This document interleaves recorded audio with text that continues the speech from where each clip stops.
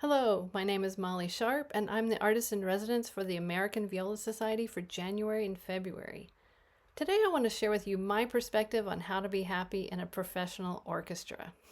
It's a big topic, and I'm sure everyone has their own opinions, but this is my take on it after playing in the same orchestra for 31 years. I have to say that finding happiness or contentment over time has been one of my biggest teachers in life. Because guess what? It's not your orchestra's job to make you happy.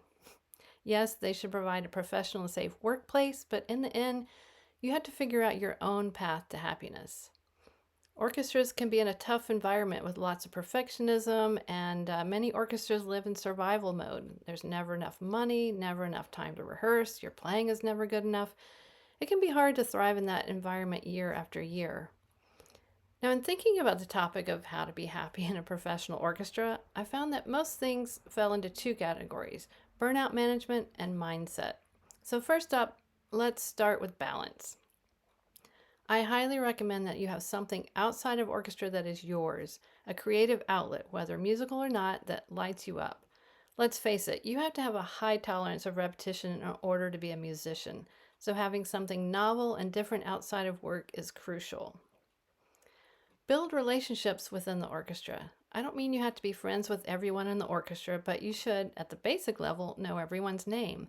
Chat with people and learn something about them so that you know them as the complex and multifaceted people that they are. If you have even the most basic rapport with a colleague, it makes approaching them about a work issue so much easier, and you'll probably have a better outcome. If your first conversation with someone is, "Your F's need to be lower to match our open C's," they might find that, and you, annoying. So identify the problem. Are you unhappy about something in your orchestra? Here's a way of framing the issue that helps me. So there are two kinds of suffering. One kind of suffering is the human condition. For example, like having your heart broken or disappointment on not getting something that you wanted. The other kind of suffering is due to a broken system. So an example, the contract's not being followed and you're being affected by it. So which type of suffering is yours? Typically orchestras don't have an HR department or a complaint hotline, so learn whom to go to with concerns that are systemic. Should you talk to the orchestra committee, union steward, personnel manager, artistic advisory committee? Keep talking to someone until you feel heard. Don't just complain about it to your friends or carpool unless the act of conscious complaining leaves you feeling better and fully resolved. Years and years of unresolved issues can be very damaging to your job satisfaction and well being. Get a mentor. And if you're new to an orchestra, I would suggest getting a mentor, either in or outside of the orchestra, to talk to about stuff that comes up. I really wish I'd had a mentor, and more importantly, I wish I'd been brave enough to ask about the things I didn't know and understand. Now, if you've been in the orchestra for a while, be a mentor. Check in with the new folks and make sure that they know where to go if they have any issues or questions. Take care of your body. It's hard to be happy when you are in pain, so practice some kind of movement. See my earlier episode about musician health for some ideas. Treat yourself to regular massages, yoga classes, or find a good physical therapist. Connect to the larger orchestral world and fellow musicians. Zoom out for a bird's eye view of the orchestral world. I find it's nice to feel like you are part of something bigger. Like you can do that through joining the American Viola Society, for instance, or attending one of their festivals. Attend a ROPA or ICSOM conference, or find a summer festival in order to work with musicians from all over the country or the world. Now, here's a favorite of mine: hang out with adult amateur musicians. They are so enthusiastic about the music and they love to talk about it. Their passion is contagious and it reminds me of how lucky I am to do this for a living. Another favorite of mine: take a sabbatical if you can. One of the few benefits we have is the ability to take a leave of absence for a season and have our job to come back to. Now, if you can swing this, do it. I took one about 5 years ago, and my only regret is that I didn't do it sooner. I came back to my job with a renewed spirit and much better balance in my life.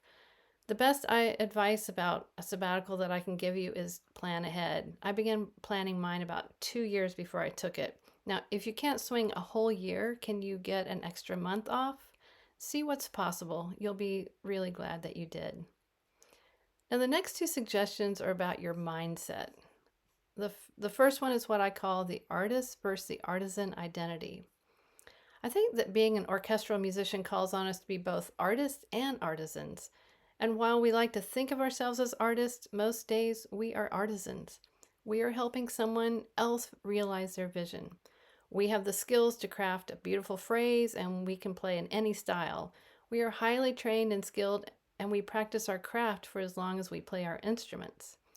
But sometimes we are artists, for example, engaging in creative ways to practice, performing a solo or concerto, and bringing all of your imagination, skills, and personality to your interpretation of the piece, or curating and programming a chamber music concert.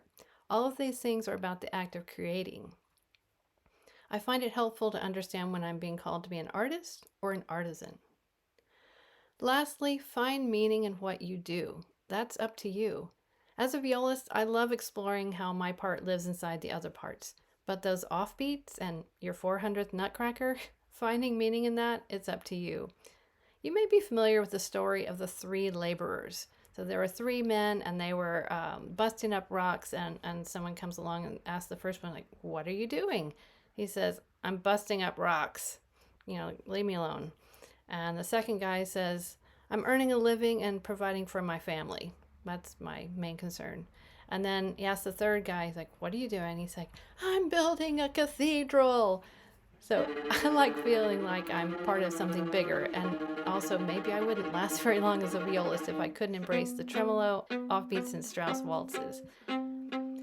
Now, burnout is real, and managing burnout is a crucial and continuous process. I hope I've given you some ideas to think about so that you can thrive in your job for the long haul. Now go build that cathedral.